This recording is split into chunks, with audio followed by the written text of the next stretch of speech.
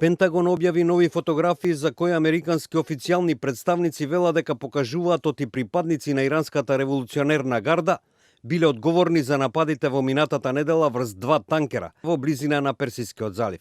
Војската вели дека фотографиите од хеликоптер на морнарицата покажуваат оти иранските сили отстрануваат неексплодирана мина од јапонскиот танкер во Ормускиот залив.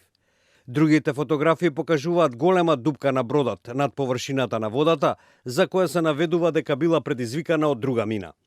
Пентагон ги објави фотографиите за да го зајакне своето тврдење дека Иран е одговорен за нападите. И покрај најновите снимки, Европската Унија во понеделникот побара независна истрага за двата напада врз танкерите за нафта. Шефицата на европската дипломатија Федерика Могерини рече дека сите членки ќе фокусираат својата дипломатска работа во обидот да се избегне каква било ескалација на тензиите. What I found among the ministers is beyond the assessment and the intelligence sharing is a very strong element of concern for the risk of miscalculation or unintentional escalations that could occur in a region.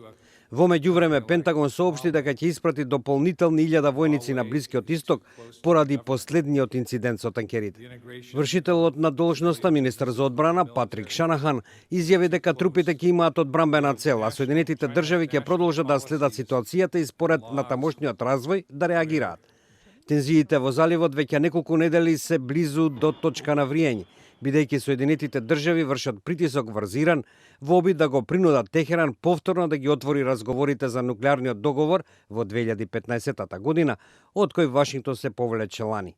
Но наместо тоа Иран вчера соопшти дека во наредните 10 дена ќе го прекрши ограничувањето за залихите на ураниум, предвидено со нуклеарниот договор на Техеран со светските сили. Портпаролот на Иранската атомска агенција Бехруз Камалванди предупреди на тоа дека Иран има потреба од ураниум збогатен на 20%, што е само чекор до нуклеарно оружје.